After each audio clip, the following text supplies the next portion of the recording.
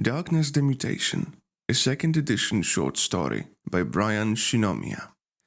In a long-forgotten dark tunnel, somewhere deep underground, the group of sentinels found themselves in a subterranean city of sorts, being ravaged by time.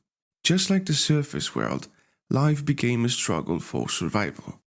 Barely having the capacity to breathe through their climate suit helmets, the three members desperately tried to stay on their feet. Collapsing would mean death. Despite their insatiable will to live, the conditions that they were forced into were not the most forgiving.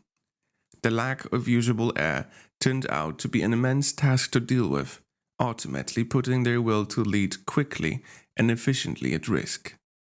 Dax was the first to fall victim to this fierce enemy, tripping over the remains of toxic materials. It was common to step through biohazardous waste in the tunnels. With a loud grunt, he fell to his knees, his hands easing his fall as his fingers got immersed in the sewer-like sludge that was coating most of their surroundings underground. Damn it! His voice was filled with anger as he did his best to quickly get up. Being down meant having one foot in the grave. The others knew it too, but they also knew that Dax was a strong sentinel. The best they could do for him was to watch his back. Tara tried her hardest to see behind them, trying to peer into the thick darkness. She couldn't tell if they were being followed or not, but chances were high. With only a handful of lights left working on the ceiling, and some flickering on and off, it was no use. Their built-in night vision, equipped with every helmet, wasn't functioning either, leaving the group to their wits. It was only up to sound and gut instinct. Tara could feel that something was wrong. She had a bad feeling about the situation, and deep down inside, a strange feeling lingered. This time could be the last. Each member knew that going into abandoned tunnels, such as this one, had meant possible death, a slim chance of survival. Mutants were much worse when left alone, hungry and needy in the darkest depths of the abyss, only to come out on the surface as spawns of pure terror. The Sentinels were far from ignorant, and being qualified defenders, they were more than aware that most mutants lurked in the shadows. It was a constant battle of being prepared, and if for 1 second something was off, they were there, waiting for your first and final mistake. Tara looked over at Dax and Shepard. Dax was barely scraping by, holding onto the tunnel wall as he walked. Shepard was pretending that everything was going as planned, but even he knew this wasn't the case. She could hear him coughing and choking in his suit. Their situation wasn't looking good. Tara wasn't sure what to do or say, but she knew that no matter what the outcome of their current situation was, at least one of them wouldn't live to see the surface world again. Shepard suddenly stood up from his slumped position. Dax struggled to stay on his feet, and all three sentinels knew by this point in their short-lived lives, complaining would only ring the proverbial dinner bell for the monsters lurking in the dark. Cautiously, Shepard made his way down the tunnel. Dax and Tara followed him. They knew staying together as a group for as long as possible was vital.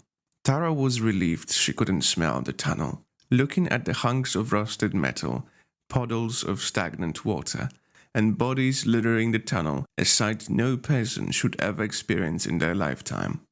Every few steps she took, she had to go around a corpse, making sure not to step through a ribcage or something worse, like a long decaying hunk of flesh. She almost tripped over her feet when she spotted the skeleton that resembled a child, still hugging a dirty stuffed animal that had completely fallen apart.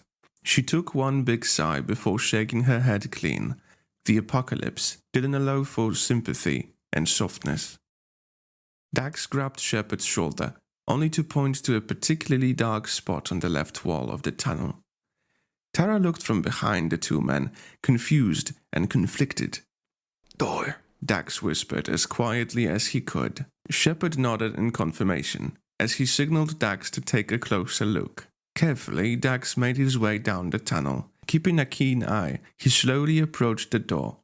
Dax suddenly noticed another door on the other side of the tunnel. He thought from hyperventilating.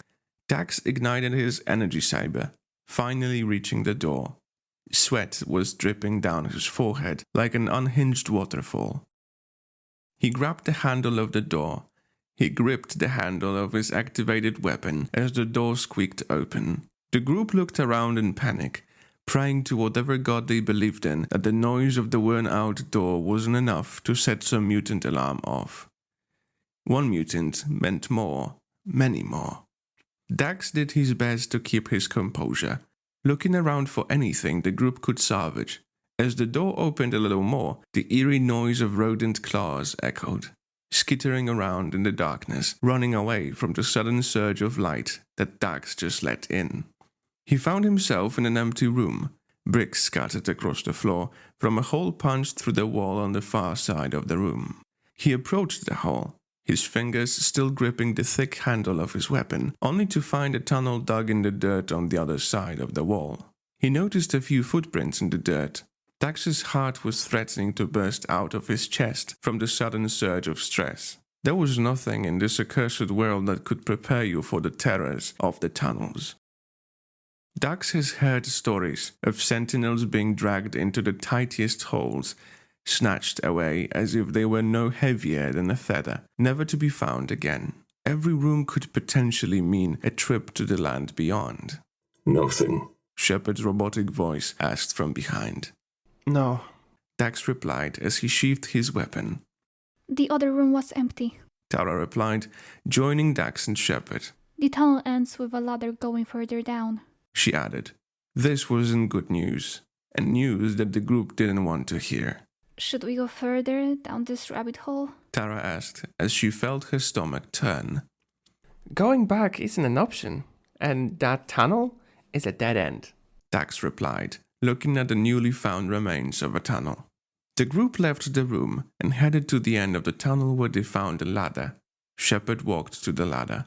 Will it even hold up? Tara asked. The jackal-headed sentinel just shrugged, implying it was their only option right now. I'll go first, Shepard said. Tara wanted to stop him because he seemed to be the only one with a plan, but she watched him begin his descent. Her body tensed up. Suddenly, Dax was at her side. Do you want to go next? Dax asked, looking at Tara. She couldn't answer. Shepard didn't give Dax or Tara any instructions, leaving them without the ability to call out, given the voice box issue with his helmet. The thud of Shepard's boots hitting the metal ladder rungs had stopped. Tara decided to take the risk and walked towards the ladder. Good luck, Dax whispered to Tara. Tara sighed and started her descent into the darkness, leaving Dax behind. She still wasn't sure if she knew Dax from their settlement. She had a difficult time trusting him, hoping he wasn't cast out from another settlement. People have often been cast out of settlements for things like killing another member or stealing food. She was lost in thought about what was going on with Dax when her feet hit the floor. What a dump, she said, surveying the sprawling underground complex that resembled a military bunker.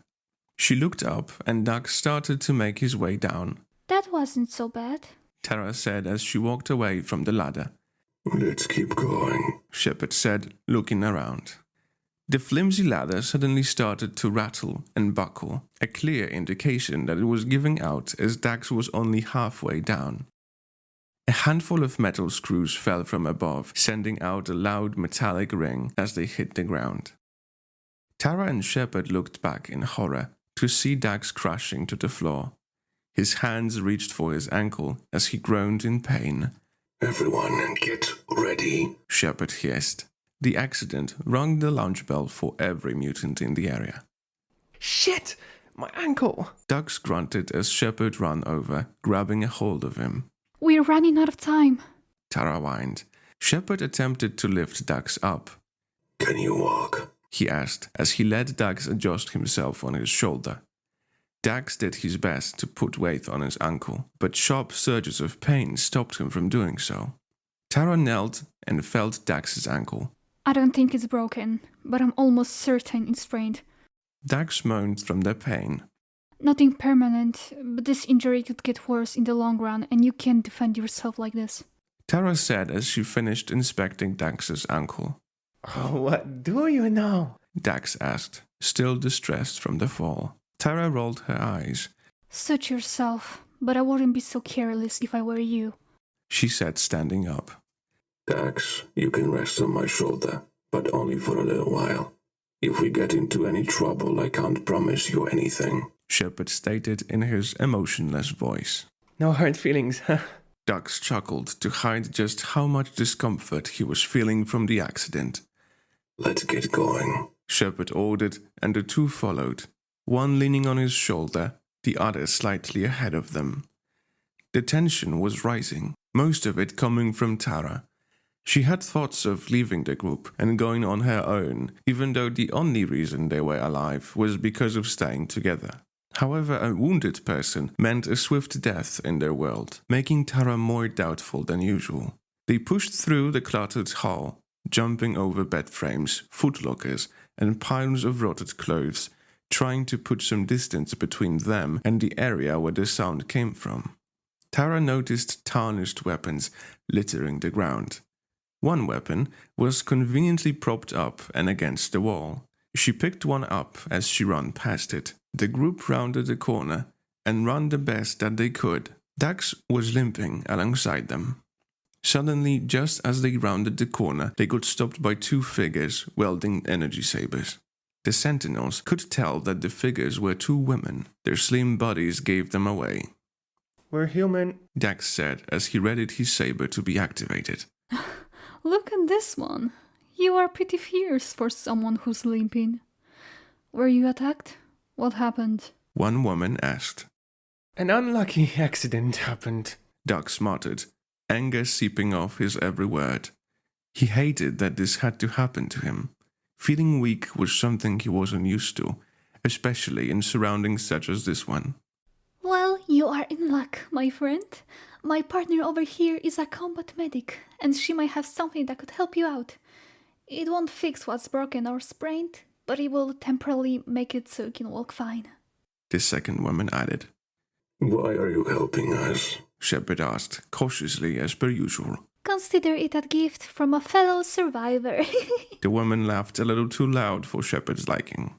He looked over to Dax to see if he agreed with being administered an untested medicine. What the hell? Better than being eaten alive by some mutants. Dax said as the medic approached him, showing him that she had to stick a needle into his thigh. She was going to stitch the hole up with the best medical bandage the wasteland had to offer. Duct tape. Dax shook his head in disbelief as he felt the needle pierce his skin. A rigorous pain shot up his spine as he tried his best not to scream into his suit.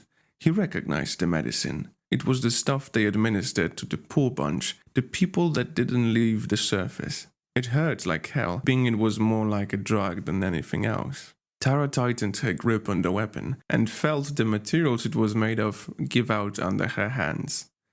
So, you're not going to kill us? Shepard asked bluntly. No, unless you don't want to aimlessly wander down here. The other woman said. What? Dax asked. We've been lost down here for quite some time. The first woman replied. Before Dax could ask, there was a growl from the darkness. Tara instantly grabbed the handle of her saber from her belt. Red, green, blue, and yellow blades of plasma illuminated the room, revealing three human-like monsters. The lights shimmered off their leathery skin. Dax's gaze was frozen on their mouths. Two fangs on their top jaw and one on the bottom, accompanied by eerie grins. Their tongues, coated in shiny and slimy saliva, showed the group that they hadn't fed in days. One of them opened its mouth and released a pitch-childlike scream as they rushed the sentinels. Shepard rushed the mutants and slashed at one, sewering its arm, as two of the mutants charged the medic sentinel, taking her to the floor before she could react. All she could do was let out a faint squeal as she collapsed like an overused doll. Her lifeless body was nothing more but a decoration of the dark abyss. Her partner screamed in terror, desperately attempting to fend off the mutant, only to get caught herself. She was swinging her saber around with little to no style or prior practice, a visible rookie. Tara rushed to help, but it was too late.